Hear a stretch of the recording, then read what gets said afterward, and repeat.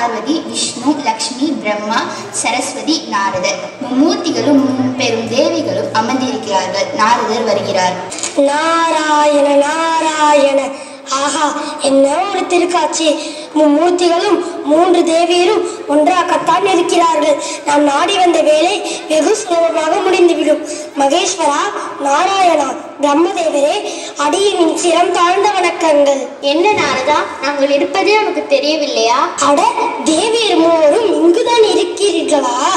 மலைமகளும் கலைமகளும் ஒன்றாக இருப்பதை காண கண் கோடி வேண்டும். அன்னையர்களுக்கு என் வணக்கம். உங்கள் 3 தான் பார்க்க வந்தேன். எங்கே உங்களை எல்லாரும் தனித்தனியாக சந்திக்க வேண்டுமோ என்று நினைத்தேன். எனது பாக்கியம் உங்களை ஒன்றாக பார்த்தது. என்ன, எங்களை பார்க்க வந்தாயா? ஆம் தேவி, இன்று எனக்கு பிச்சையாக இந்த இரும்பு கடலை கிடைத்துள்ளது. இதுவோ சாமானியர்களால் வேக வைக்க முடியாதாக உள்ளது. ஆனால் என்ன செய்வது? பிச்சையாக கிடைப்பது தானே நான் உண்ண வேண்டும். பசியோ காதை அடிக்கிறது. தங்கள் 3 யாராவது இதை பொறித்து கொடுத்தால் நான் ஒன்று பசியாறுவேன்.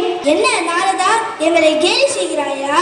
சிவ சிவா, அண்ணேரிடம் பசி என்று கேட்டேன். இது எப்படி கேலி செய்வதாகும்? இரும்பு கடலை கொடுத்து எங்களுக்குள் பிரிவினை ஏற்படுத்துகிறாயா? இதை எங்களில் யார் வேண்டுமானாலும் செய்துவிட முடியும். ஒருவர் செய்து மற்றவர் செய்யாமல் போனால் மனதளவில் எங்களுக்குள் அவமானமாக இருக்காதா? தாயே, நீங்கள் நினைப்பது போல் தங்கள் சக்தியை பயன்படுத்தி செய்கிற காரியமில்லை. தனி சிறப்பு வாய்ந்த மாதரிசிகளால் மட்டுமே இதை செய்ய முடியும். உனக்கு என்ன மூளை மழுங்கி விட்டதா? இல்லை தாயே, நான் உண்மையைத்தான் கூறுகிறேன். எவர் ஒருவர் உண்மையான அன்புள்ளம் கொண்டு இதை தொடுகிறாரோ உடனே இந்த இரும்பு கடலை சாப்பிடுவதற்கு ஏற்றதாகிவிடும். அப்பொழுது நாங்கள் அன்புள்ளம் கொண்டவர்கள் இல்லை என்று கூறுகிறாயா? இதை அவன் சொல்லிதான் தெரிய வேண்டுமா? அவன் பசி என்று வந்தவுடனே உங்களில் யாராவது இந்த கடலையை வேக வைத்து தருகிறேன் என்று கூறினால் பரவாயில்லை. வீண் தர்க்கம் அல்லவா செய்கிறீர்கள்? அவனது பசியாற்ற நினைக்காமல் கேள்வி மேல் கேள்வி கேட்கிறீர்கள். போதும், நீங்கள் எப்பொழுது எங்களுக்கு ஆதரவாக பேசி இருக்கிறீர்கள். கடலையை கொடு, இப்படி எங்கள் அன்பை நிரூபித்து காட்டுகிறோம். என்ன, கடலை அப்படியே இருக்கிறதே? எங்கே, என்னிடம் கொடுங்கள் தேவி. ஆம், கடலை இருப்பாகவே உள்ளது. உங்கள் உள்ளம் போலவே. சற்று பேசாமல் இருங்கள். சரஸ்வதி, நாரதன் உன் மைந்தனாயிற்றே, நீ முயற்சித்து பார். கடலை இருப்பாகவே தான் உள்ளது. நாரதன் இதில் ஏதோ கலகம் செய்திருக்கிறான். தாயே, தாங்களா இப்படி பேசுகிறீர்கள்? உங்களால் முடியவில்லை என்றால் கடலையை நாரதரிடமே கொடுங்கள். அவன் பூலோகம் எடுத்து சென்று முயற்சித்து பார்க்கட்டும். என்ன விளையாடுகிறீர்களா? முப்பெரும் தேவியரான எங்களாலேயே முடியவில்லை. பூலகத்தில் எப்படி முடியும்? பூவுலகில் அத்திரி முனிவரின் பத்தினி சிறந்த பரிவிரதை. அவளால் இது முடியும். நீங்கள் எங்களை அவமானப்படுத்துகிறீர்கள். அண்ணா, அப்பொழுது நாங்கள் பதிவிரதா தர்மத்தை கடைபிடிக்கவில்லை என்று கூறுகிறீர்களா? அது என்ன சந்தேகம்? நீங்கள் பேசுவது முறையல்ல. கல்விக்கும் செல்வத்திற்கும் வீரத்திற்கும் அதிபதியாக விளங்கும் எங்களை சாதாரண பூவுலகை பெண்ணை விட குறைத்து பேசுவது சற்றும் சரியில்லை. யார் சொன்னால் அவள் சாதாரண பெண் என்று? அவள் உங்களை விட சிறந்த பதிவிரதை. நீங்கள் என்ன சொல்ல வருகிறீர்கள்? பதிவிரதை என்றால் என்ன தெரியுமா? கணவன் மனமறிந்து செயல்படுவது, கணவரிடம் பக்தி கொண்டு இருப்பது, எல்லோரிடத்தும் அன்பு பாராட்டுவது. நீங்கள் அப்படியே நடந்து கொள்கிறீர்கள். சற்று முன்னர் நாரதன் எங்களுக்கு வணக்கம் சொன்னான். அதையே உங்களால் பொறுத்து கொள்ள முடியவில்லை. என்னவென்று சொல்வது? எதுக்கு எடுத்தாலும் கோபம். நான் பக்தர்களின் பக்தியில் சற்று மெய் மறந்தால் உடனே நீ கோபித்துக் கொண்டு சென்று விடுகிறாய். என் தங்கை பார்வதியோ சக்திதான் உயர்ந்து என்று வாதம் செய்கிறார். கலைமகளோ நாவுக்கே நான் தான் அரசி என்று நான்முகனை நாவை கூட அசைக்க விடுவதில்லை. அனுஷா தன் கணவரிடம் மாறாத பக்தி கொண்டவள். நாரதன் தான் எங்களை கேலி செய்கிறான் என்றால் நீங்களும் இதான் சமயம் என்று குற்றம் சாட்டுகிறீர்களா? எங்களை நாரதன் ஏளனமாக நினைப்பதை பார்த்து எங்களுக்கு உதவி புரியாமல் உங்கள் பங்குக்கு பேசுகிறீர்களா? எங்களை கூறி கூறி நீங்கள் அந்த அனுஷாவை பெருமையாக பேசுவதை எங்களால் ஏற்றுக்கொள்ள முடியாது. தாயே, நீங்கள் பேசிக்கொண்டே இருங்கள். எனக்கு பசிக்கிறது. நான் பூலோகம் சென்று அனுஷாவை பாற்றுவிட்டு வருகிறேன். நாரதா, நில். நிற்க மாட்டேன். எனக்கு பசிக்கிறது. நான் வருகிறேன். பார்த்தீர்களா உங்கள் மகளை என் பேச்சை கேட்காமல் செய்கிறான். இதற்கு ஒரு முடிவு தெரிய வேண்டும். ஆம், நீங்கள் மூவரும் இப்பொழுதே பூலோகம் பூலோகம் சென்று அனுசுயாவை சோதனைக்குள்ளாக்க வேண்டும். தேவி சற்று பொறு, நாரதன் கடலை வேக வைக்க சென்றிருக்கிறானே, வரட்டும். அப்படி உங்களால் முடியாததே அனுசுயா செய்து விட்டார், நீங்களே புரிந்து கொள்ள போகிறீர்கள். அதற்குள் இதற்கு எங்களை அனுப்பி சோதிக்க சொல்கிறீர்கள்? அதெல்லாம் முடியாது, அவன் கலகக்காரன், அவனை நம்புவதற்கில்லை. இப்பொழுது நீங்கள் பூலோகம் செல்ல போகிறீர்களா இல்லையா? நீங்கள் மூவரும் அவசரப்படுகிறீர்கள். உங்கள் கோபத்திற்கு எங்களை பயன்படுத்திருக்கீங்களா? வாருங்கள் போகலாம். விதி யாரை விட்டது? எல்லாம் நீ எழுதுவதுதானே. சில பேர் தங்கள் விதியை தாங்களே எழுதிக் கொள்கிறார்கள். எல்லாம் இருந்தும் தாங்களே போய் சிக்கலில் மாட்டிக்கொள்கிறார்கள். பழி மட்டும் என் மேல். சரி வாருங்கள் போகலாம். நாராயண அண்ணே, இதோ பாருங்கள், கடலை வேக வைத்து கொடுத்து விட்டார். நீங்களும் சாப்பிடுகிறீர்களா? நாரதா, எங்கு வந்தாய்? நான் கூப்பிட்டதை அலட்சியப்படுத்தி சென்றவன் அல்லவா நீ? உன் கபட விளையாட்டை நிறுத்திக்கொள். மும்மூர்த்திகளும் அனுசுயாவை சோதிப்பதற்கு பூலகம் சென்று விட்டார்கள். அவசரப்பட்டு விட்டீர்களே தேவி. அனுசுயா பற்றி அறியாமல் பெரும் தவறு செய்து விட்டீர்கள். தாங்கள் தான் சோதனைக்குள்ளாகிவிட்டீர்கள். நான் வருகிறேன். காட்சி 2. அத்திரி மகரிஷி ஆசிரமம். முனிவர்களைப் போல வேடம் பூண்டு ஆசிரமத்திற்கு பிச்சை கேட்க வருகிறார்கள். மாமுனிவர்களே வாருங்கள், அறுசுவை உணவு தயாரித்து இன்று அதிதி போஜனம் செய்ய யாரும் வரவில்லை என்று காத்து கொண்டு இருந்தேன். மும்மூர்த்திகளை பூமிக்கு வந்தது போல் வந்திருக்கிறீர்கள். உள்ளே வாருங்கள், இதோ இந்த ஆசனத்தில் அமருங்கள். முதலில் காய்கனிகளை தங்களுக்கு நைவேத்தியமாக அளிக்கிறேன், ஏற்றுக்கொள்ளுங்கள். எவ்வளவு அன்பான பெண் இவள். இனி என்ன செய்யலாம்? எப்படியாவது இந்த அனுசுயா அன்புக்கு ஏதாவது இழுக்கு வருமாறு செய்யலாம். அப்படியே செய்யலாம். முதலில் இந்த நைவேத்தியத்தை ஏற்றுக்கொள்ளுங்கள். ஏன் அருந்தாமல் இருக்கிறீர்கள்? நான் உங்களுக்கு செய்த பணிவிடையில் ஏதாவது குறை ஏற்பட்டு விட்டதா? தாயே, நாங்கள் மூவரும் ஒரு விரதம் கொண்டுள்ளோம். அதை நிறைவேற்றி வைத்தால் மட்டுமே நீ படைத்துள்ள ஆதாரத்தை நாங்கள் உண்போம். அப்படி இல்லை என்றால் எத்தனை நாள் ஆனாலும் நாங்கள் பட்டினி கிடைக்க வேண்டியதுதான். திரு மகரிஷின் நிழலாக நான் இருப்பது உண்மை என்றால் நீங்கள் கொண்டுள்ள விரதம் எதுவானாலும் அதை பூர்த்தி செய்ய என்னால் முடியும். நீங்கள் கொண்டுள்ள விரதத்தை தங்குத்தாரே என்று கூறுங்கள். நீ சொல்லிய சொல் தவறக்கூடாது. நாங்கள் கொண்டுள்ள விரதம் விபரீதமானதுதான். நாங்கள் கூறிய பிறகு நிறைவேற்றாவிட்டால் நாங்கள் இந்த ஆசிரமத்தை விட்டு செல்ல முடியாது. தாயே, எங்கள் மூவரையும் நீ தனித்தனியாக உன் மடி மீது அமர்த்தி கொண்டு இலை எடுத்து உன் கையாலேயே ஊட்ட வேண்டும். இது என்ன விந்தையான விரதம்? இறைவா, என்னை ஏன் சோதிக்கிறாய்? அத்திரி முனிவரின் தர்ம பத்தினி என்பது உண்மையானால் வந்திருப்பது யார் என்று என் சிந்தைக்கு காட்டு. என்ன மூர்த்திகளா என் இல்லம் தேடி வந்திருப்பது? அவர்களா என்னை சோதிப்பது? சரி, அவர்களுக்கு அன்னம் அளிப்பது என் கடமை.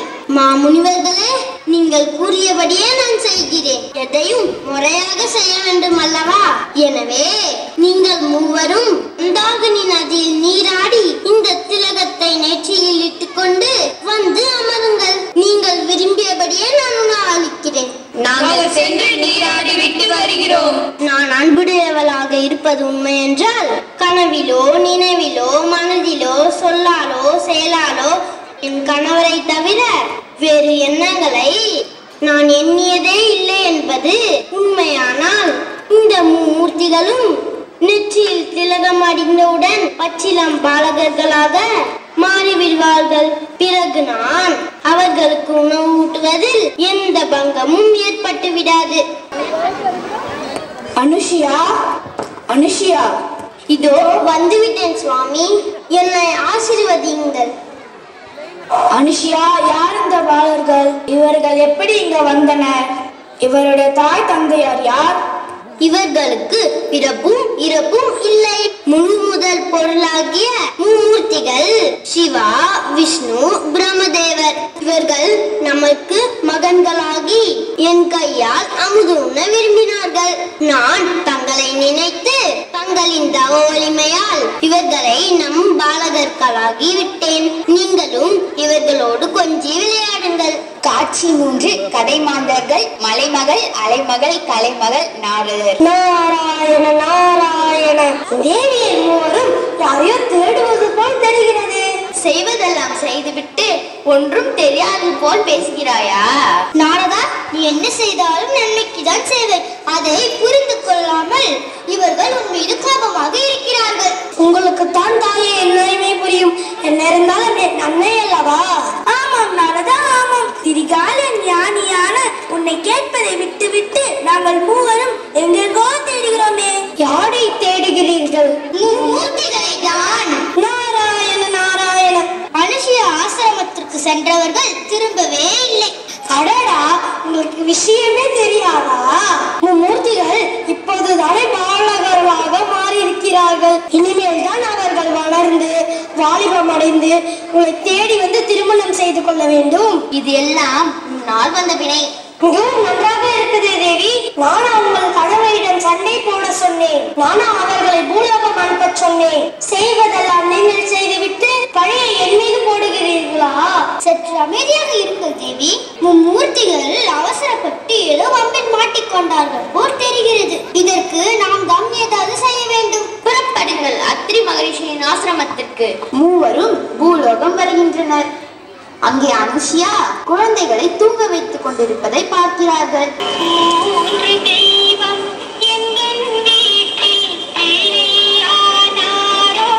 தாயே, எங்கள் தவறை நாங்கள் உணர்ந்து விட்டோம், மன்னித்து விடுங்கள்.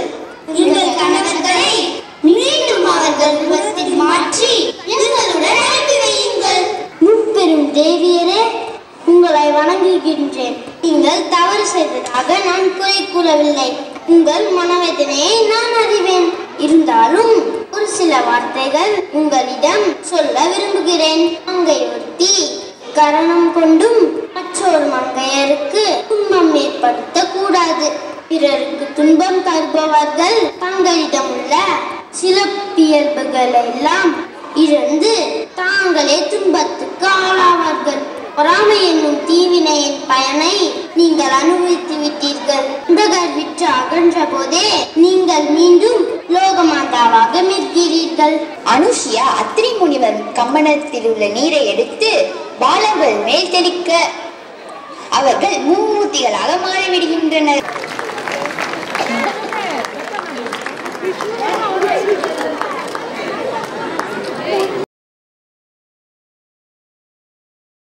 ஒரு நாடகம் அக்பர் பீம்பால். பொதுவாக இந்த கதையெல்லாம் நீதியை சொல்வதற்காக எழுதப்பட்ட புனை கதைகளை தவிர உண்மை கதைகள் அல்ல.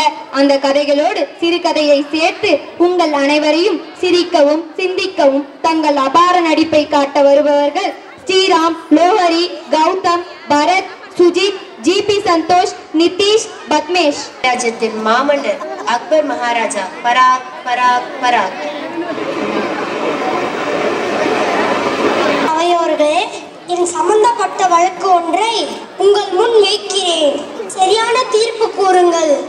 என்ன, தங்கள் வழக்கிற்கு நாங்கள் தீர்ப்பு கூறுவதா? மன்னருக்கு ஒரு பிரச்சனை என்றால் நீங்கள் தானே வர வேண்டும். நிச்சயமாக மன்னா. உங்கள் பிரச்சனை என்னவென்று அறிந்து கொள்ளலாமா? நேற்று இரவு ஒருவன் என் அந்தப்புறத்துக்குள் அத்துமீறி நுழைந்து என் மார்பில் எத்தி உதைத்து என் கன்னத்தில் அரைந்து மீசையும் பிடித்து இழுத்து விட்டான். அவனை அந்தப்புறத்திலேயே சிறை பிடித்து வைத்திருக்கிறேன். உனக்கு என்ன தண்டனை கொடுக்கலாம்? அத்துமீறி அந்தப்புறத்திற்குள் நுழைந்ததால் அவனை பாதாள சிறையில் அடைத்து விடலாம். தங்கள் மார்பை எட்டி உதைத்த அந்த கால்களை வெட்டி எறிய வேண்டும். தாங்கள் கன்னத்தை பதப்பார்த்த அந்த கைகளை விலங்கிட வேண்டும். மீசையை பிடித்த அந்த விரல்களை துண்டு துண்டாக வெட்ட வேண்டும். பீர்பால், நீங்கள் எதுவும் சொல்லாமல் இருக்கிறீர்களே. அரசே, தங்கள் மார்பை எட்டு உடைத்த அந்த கால்களுக்கு மாணிக்கத்தை தண்டை செய்து போட வேண்டும். அடித்த கைகளுக்கு தங்கள் காப்பு போட வேண்டும். மீசையை முறுக்கிய வீரர்களுக்கு வைர மோதிரம் அணிவிக்க வேண்டும். தங்கள் அனுமதியை கேட்காமல் உங்களை பார்க்க வந்த அவரை கன்னத்தில் முத்தமிட வேண்டும். என்ன, பீர்பாலுக்கு பைத்தியம் பிடித்து விட்டதா? நான் தெளிவாக தான் இருக்கின்றேன். பீர்பால், உமது கூற்று எனக்கு புரியவில்லையே. அரசே, தாங்களோ சிறந்த போர் வீரர், சக்கரவர்த்தியும் கூட. உங்கள் அந்தப்புறத்திற்குள் அத்துமீறி நுழைந்து இதனை செய்ய யாருக்கு துணை வரும்? உரிமை உள்ள உங்கள் பேரன்தான் இவ்வாறு செய்திருக்க முடியும். அந்த குழந்தைக்கு உங்கள் மனச்சிறையிலே அடைத்துள்ளீர்கள். அவருக்கு நான் சொன்ன தண்டனை தவிர வேற எதை கொடுத்தால் சிறப்பாகும்? பீர்பாலின் புத்தி கூர்மையை என்னவென்று பாராட்டுவது? பீர்பால், இங்கே வாருங்கள். அக்பர் தன் கழுத்தில் இருக்கும் மாலையை பரிசாக பீர்பாலுக்கு அளிக்கிறார். அவை கலைகிறது. காட்சி 2. அவை கூடுகிறது. அவையோர்களே, என்ன என்று பீர்பாலை காணவில்லை? அவர் ஊருக்கு சென்றுள்ளார். அவரது மகனிடம் ஓலை கொடுத்து அனுப்பியுள்ளார். அரசே, எங்கள் அனைவருக்கும் ஒரு மன வருத்தம். என்ன அது? நீங்கள் எப்பொழுதும் பீர்பாலையே கொண்டாடி கொண்டிருக்கிறீர்கள். பீர்பால் வருவதற்கு முன்பே நாங்கள் உங்களுடன் இருந்தவர்கள் தான். எனக்கு அனைவரும் ஒன்றுதான். பீர்பாலை சமயோசித்த புத்தி என்னை கவர்ந்து விட்டது, வேறொன்றும் இல்லை. நீங்கள் கேட்கும் கேள்விகளுக்கு நாங்கள் விடை கூறுவதற்கு முன்பே பீர்பால் விடை கூறிவிடுகிறார். நாங்கள் என்ன செய்வது? எங்கள் புத்தி கூர்மையை காட்டுவதற்கு வாய்ப்பே இல்லாமல் போகிறது. சரி, இன்று பீர்பால் அவையில் இல்லை. நான் ஒன்று கேட்கிறேன். உங்களில் யார் வேண்டுமானாலும் பதில் சொல்லுங்கள். கேளுங்கள் அரசே, தயாராக இருக்கிறோம். நமது நாட்டில் எத்தனை காகங்கள் உள்ளன என்று கூற முடியுமா? என்ன எல்லோரும் அமைதியாகிவிட்டீர்கள்? எனது கேள்வி புரியவில்லையா? அல்ல, உங்களுக்கு விடை தெரியவில்லையா? அரசே, இந்த கேள்வி சற்று கடினமாகவே உள்ளது. நீங்கள் 2 நாட்கள் எங்களுக்கு அவகாசம் கொடுத்தால் இதற்கான பதிலை கூறிவிடுவோம். பீர்பால் ஊரில் இருந்து வருவதற்கு முன்னர் விடை சொல்லிவிடுவீர்கள் அல்லவா? நாளை ஒரு நாள் மட்டும் உங்களுக்கு விடுமுறை அறிங்கள். நாங்கள் கண்டுபிடித்து சொல்லுகிறோம். சரி, நீங்கள் செல்லலாம். அவை கலைகிறது. 3ஆம் நாள் அவை கூடுகிறது. அவையோர்களே, வினாவுக்கான விடையை கண்டுபிடித்து விட்டீர்களா? மன்னிக்க வேண்டும் மன்னா. சரி, பீர்பால் வந்து விட்டாரா? ஊரில் இருந்து வந்துவிட்டதாக கேள்வி, ஆனால் இன்னும் சபைக்கு வரவில்லை. மன்னருக்கு என் வணக்கம். பீர்பால், நேற்று விடுமுறை எடுத்தீர்கள், இன்று ஏன் தாமதமாக வருகிறீர்கள்? மன்னிக்க வேண்டும் அரசே, புறப்படும் நேரத்தில் என் குழந்தை திடீரென அடம் பிடிக்க ஆரம்பித்து விட்டது. சமாதானப்படுத்த போதும் போதும் என ஆகிவிட்டது. சமாதானப்படுத்தி விட்டீர்களா? முயற்சி செய்தேன், முடியவில்லை. பொறுப்பை என் மனைவிடம் ஒப்படைத்து விட்டு வந்து விட்டேன். தாங்கள் கூறுவதை என்னால் நம்ப முடியவில்லை. ஒரு குழந்தையை சமாதானப்படுத்துவது கடினமான வேலையா என்ன? உண்மையிலேயே மிக கடினமான வேலை. இதை என்னால் ஏற்க முடியாது. சபையோர்களே, நீங்கள் என்ன சொல்கிறீர்கள்? எங்களாலும் ஏற்க முடியாது அரசே. பீர்பால், இதற்கு சரியான விளக்கம் அளிக்க வேண்டும். அது என் கடமை. அரசே, சற்று நேரம் நான் குழந்தையாக அடம் பிடிக்கிறேன். யாராவது எனது தந்தையாக இருந்து என்னை சமாதானப்படுத்த பாருங்கள். சரி, நானே உனது தந்தையாக இருந்து சமாதானப்படுத்துகிறேன். குழந்தை, அழாதே. உனக்கு என்ன வேண்டும் கேள், நான் தருகிறேன். எனக்கு பானம் வேணும். யார் அங்கே? ஒரு பானையை கொண்டு வந்து தாருங்கள். இந்த பானை. இன்னும் எதற்கு அழுகிறாய்? வேற என்ன வேண்டும்? எனக்கு ஒரு யானை வேணும். யார் அங்கே? யானை அரண்மனை வாயில் கொண்டு வந்து நிறுத்துங்கள். யானை வந்துவிட்டு அழாதே. அந்த யானை இந்த பானைகளை போட்டு கொண்டு வர சொல்லுங்க. யானை பானைக்குள் போடுவதா? பீர்பால், உனக்கு என்ன பித்து பிடித்து விட்டதா? அரசே, நான் பீர்பால் இல்லை, குழந்தைகள் இப்படிதான் அடம் பிடிக்கும். எப்படி சமாதானப்படுத்துவது? வென்று விட்டீர் பீர்பால், வென்று விட்டீர். அரசே, நீங்கள் எங்களிடம் கேட்ட கடினமான கேள்வியை பீர்பாலிடமும் கேட்டு பாருங்கள். அவளாலும் பதில் சொல்ல முடியாது. என்ன கேள்வி அரசே? நமது நாட்டில் எத்தனை காகங்கள் இருக்கின்றன? 10,595 காகங்கள். என்ன பீர்பால், சட்டை என்று சொல்லிவிட்டீர்கள்? நீங்கள் சொன்னதை விட காகங்கள் அதிகமாகவோ குறைவாகவோ இருக்காது என்பது என்ன நிச்சயம்? அதிகமாக இருந்தால் வெளிநாட்டில் இருந்து காகங்கள் நம் நாட்டில் உள்ள அதன் உறவினர்களை பார்க்க வருகிறது என்ற அர்த்தம். குறைவாக இருந்தால் நம் நாட்டில் உள்ள காகங்கள் வெளிநாட்டில் உள்ள தன் உறவினர்களை பார்க்க சென்றுகிறது என்ற அர்த்தம். சபாஷ் பீர்பால். அரசே, இவர் சொல்வதை எப்படி ஏற்றுக்கொள்ள முடியும்? யாராவது காகங்களை எண்ண முடியுமா? விளையாட்டாக நான் கேட்ட இந்த கேள்விக்கு இடுப்பை எடுத்துக்கொண்டு நாடு முழுவதும் சுற்றி அலைந்திருக்கிறீர்கள். அப்பொழுது கூட உங்கள் சிந்தைக்கு எட்டவில்லை காகங்களை எண்ண முடியாது என்று. பீர்பால் எத்தனை புத்திசாலித்தனமாக இந்த வினாவிற்கு சற்றென்று விடை கூறிவிட்டார். இதுதான் பீர்பாலுக்கும் உங்களுக்கும் இருக்க வித்தியாசம். எவர் ஒருவரும் 10 முட்டாள்களை விட ஒரு புத்திசாலியை நாடுவார். இப்போது புரிந்து கொண்டீர்களா? பீர்பால், உமக்கு என்ன வேண்டுமோ கேள். நான் இப்போது பரிசளிக்க வேண்டும். எதை கேட்டாலும் பரிசாக தருவீர்களா? வாக்கு தவற மாட்டீர்களே. வேண்டியதை கேட்டு பெற்றுக்கொள். எனக்கு இந்த ராஜ்யம் வேண்டும். அரசே, இவன் பேராசையை பார்த்தீர்களா? அவனது புத்திசாலித்தனத்தை தங்களிடமே காட்டிவிட்டான். இப்பொழுதாவது புரிந்து கொள்ளுங்கள். உத்தரவிடுங்கள். கேட்ட நாக்கை இப்பொழுதே வெட்டி எறிகிறேன். சற்று பேசாமல் இருங்கள். நான் வாக்கு கொடுத்து விட்டேன். பீர்பால், இங்கே வா.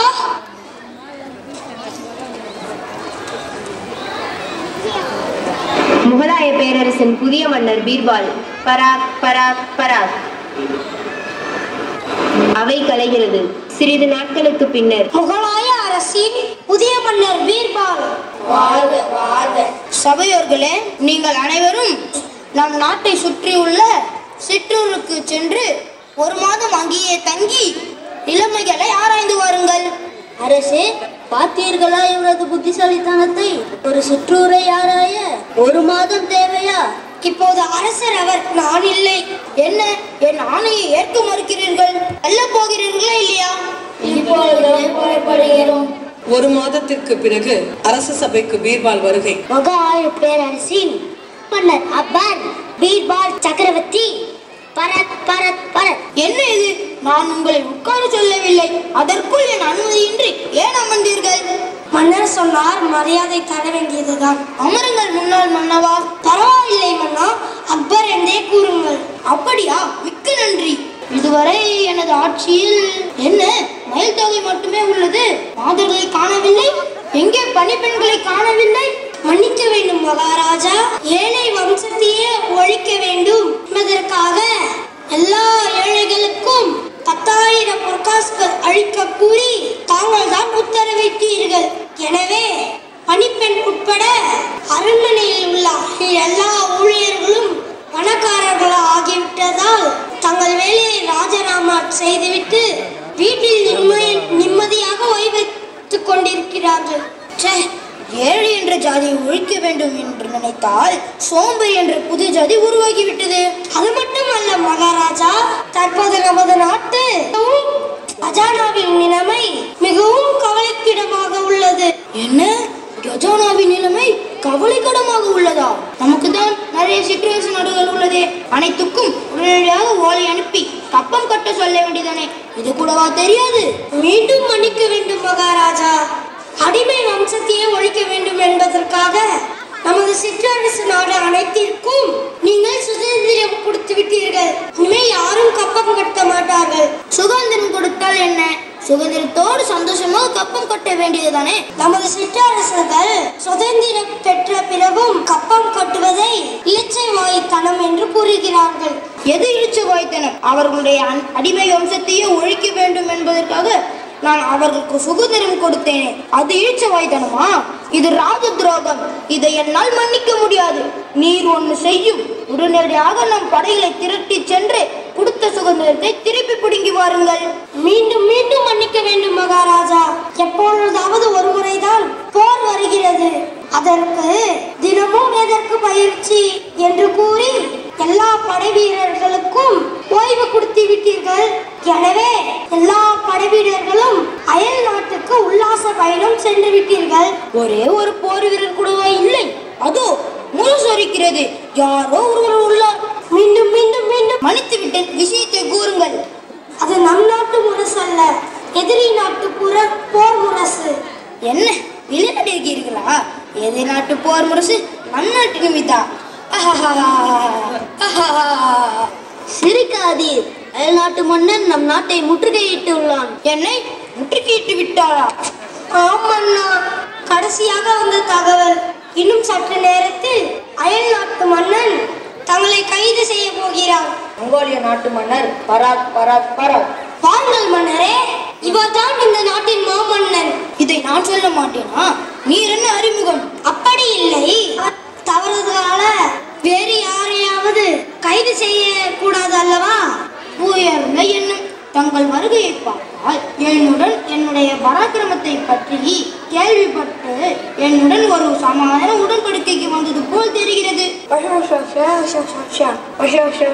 என்ன சொல்கிறார்? போரை நாளை வைத்துக் கொள்ளலாமா அல்லது நாளை மறுபடி வைத்துக் கொள்ளலாமா என்று கேட்டு போவதற்கு என் மன்னர் வந்துள்ளார். நாளையும் நாளை மறுநாளும் நாட்கள் சரியில்லை.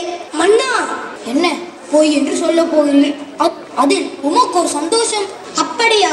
நான் சற்று அவருடன் பேசலாமா? பேசுங்கள், சூழ்நிலை புரிகிறது அல்லவா? மாட்டிக்கொண்டேன்.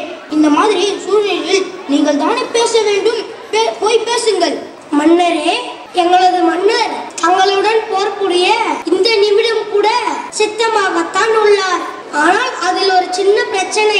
அவர் அகிம்சாவாதி. அதனால என்ன அச்சப்படுகிறாரோ? அப்படி இல்லை. படையோடு படை மோதினால் ஏராளமான உயிர் சேதம் ஏற்படும். குதிரைகள் கொல்லப்படும், யானைகள் கொல்லப்படும். அது மட்டுமல்ல, பல்லாயிரம் கணக்கான வீரர்கள் கொல்லப்படுவார்கள். அதனால் அவர்கள் மனைவிமார்கள் விதவையாக்கப்படுவார்கள். பாவம் அல்லவா? இதை எல்லாவற்றையும் தவிர்க்குவதற்கவே எங்களது மன்னர் தங்களுடன் நேருக்கு நேர் மோத முடிவு செய்திருக்கிறார். நேருக்கு நேர் என் மனதுடனா? விற்போரா மறுப்போரா? இரண்டும் வேண்டாம், சொற்போரே போதும். இல்லையா அமைச்சரே? அது வேண்டாம் அண்ணா. என்ன வேண்டாமா? வேண்டாம். ஏன் நீர் என்று என்னை ஒரு வழியாக்குவது என்று முடிவு செய்து விட்டீர்? ஆம், இது மற்போரும் அல்ல, விற்போரும் இல்லை. இரு மன்னர்களின் தகுதிக்கு ஒரு வித்தியாசமான பல பரீட்சை. எப்படி? இதோ 2 கருந்தேள்கள், கொடும் விஷம் உள்ளவை. கொட்டிய உடனே உயிர் போடுவிடும். உங்கள் மன்னரின் கரம் வாங்குங்கள். மன்னா, உங்கள் கரம் தாருங்கள். நீர் முதலில் காட்டும், பின்னால் தருகிறேன். உங்கள் மன்னரின் கரம் தாழ்ந்தால் இந்த தேள் கொட்டும், உடனே உயிர் போய்விடும். எங்கள் மன்னனின் கரம் தாழ்ந்தால் உடனே இந்த தேள் கொட்டும்.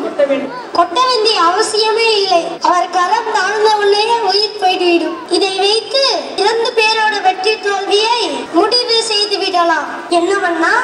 இவ்வளவு சிரமம் எதற்கு? பேசாமல் தேளோடு தேளை மோத வைத்து வெற்றி தோல்வியை தெரிந்து கொள்ளலாம் அல்லவா? இந்த தேள் பெரியதாகவும் சுறுசுறுப்பாகவும் உள்ளது. இதை நம் நாட்டு தேளாக வைத்துக் கொள்ளலாம். போட்டியை ஆரம்பியுங்கள். இல்லை மன்னா, இதில் தான் நம்ம நாட்டு மானமே உள்ளது. தேளிலா? ஆம், தேளிலும் நீங்கள் நடத்தும் வீர விளையாட்டு இது. மந்திரங்களே, எல்லாரும் வாருங்கள் ஐயா, வாருங்கள். நன்றாக யோசனை செய்து கூறுங்கள். இந்த தேளுடன் நாங்கள் போராட வேண்டுமா? நான் இந்த நாட்டின் மன்னன், அதனால் தானே கூறுகிறோம். நீங்களும் முன்னாள் மன்னர் தானே? இல்லை இல்லை, தற்போது அமைச்சர். இல்லை, என் மனம் ஒத்துக்கொள்ள மறுக்கிறது. ஏன் மன்னா? சிங்கத்துடனும் சிறுத்தையுடன் தினவெடுத்து போராடிய என் தோள்கள் இந்த சிறு தேர்களுடன் மோதுவதா? வெட்கம். அமைச்சரே, நீரே போராடும். உன் வீரத்தை வைத்து என் வீரத்தை பற்றி தெரிந்து கொள்ளட்டும். இல்லை மன்னா. அப்படி இல்லை, இது அரசு கட்டளை. நீர் அடிப்படையில் ஆக வேண்டும். வெற்றி செய்தியை அனுப்பு. நீ உயிரோடு இருந்தால் நான் இப்படி ஓரமாக ஒதுங்கிக் கொள்கிறேன். என்ன இது? உங்கள் மன்னர் பின்வாங்கி விட்டார். அப்படி இல்லை, இவர் தகுதி உள்ள என்பதால் இவர் தகுதிக்கு என்னை விட்டிருக்கிறார். வாருங்கள்.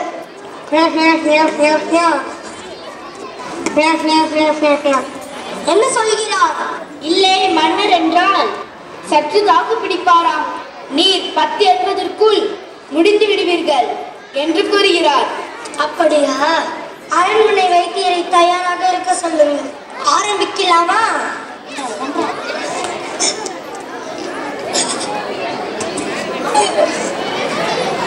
சீக்கிரம் அரண்மனை வைத்தியரிடம் எடுத்துச் செல்லுங்கள். அரசே, அரசே, கொஞ்சம் ஏமாந்தாலும் கருந்தலுக்கு பலியாகி இருப்பேன். இந்த நாட்டையும் நாட்டு மக்களையும் அந்நியத்தில் ஒப்படைத்திருப்பேன். இதற்கு தான் நான் அப்பொழுதே சொன்னேன். வீரம் இருக்க வேண்டிய இடத்தில் வீரம் இருக்க வேண்டும், விவேகம் இருக்க இடத்தில் விவேகம் இருக்க வேண்டும். என்றுமே பீர்பால் அக்பர் ஆக முடியாது. மணிமுடியை ஏற்றுக்கொள்ளுங்கள். இன்னும் எதற்கு பீர்பால் இந்த நாடகம்? சபையோர்களே, நீங்கள் அனைவரும் பீர்பால் மீது பொறாமை கொண்டீர். அதன் காரணமாக என்னையும் அவதூறாக பேசியிருக்கிறீர்கள். நான் பீர்பால் சொல்வது மட்டுமே செவிசாய்க்கிறேன் என்றும், இப்படி பீர்பாலுக்கு தலையாட்டுவதை விட்டு பீர்பாலுக்கே ராஜ்யத்தை கொடுத்து விடலாம் என்னும் என்னை அவதூறாக பேசியிருக்கிறீர்கள். அரசரின் பெருமை உங்களுக்கு உணர்த்துவதற்காக நானும் அரசரும் சேர்ந்து நடத்திய நாடகம். எப்பொழுதும் பீர்பால் அரசரின் நம்பிக்கைக்கு உரியவனாக மட்டும்தான் இருப்பேன். சில இக்கட்டான தருணத்தை பீர்பால் தனது அறிவுத்திறத்தால் தீர்த்து வைத்திருக்கிறார். அதை அவரது திறமையும் விவேகத்தையும் எடுத்து காட்டுவதாகும். போர் என்றாலும் நாட்டு நலன் என்றாலும் அரசனாகிய நான் தான் முன்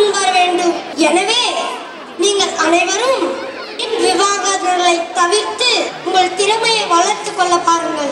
மன்னிக்க வேண்டும் அரசே, எங்கள் தவறை உணர்ந்து விட்டோம்.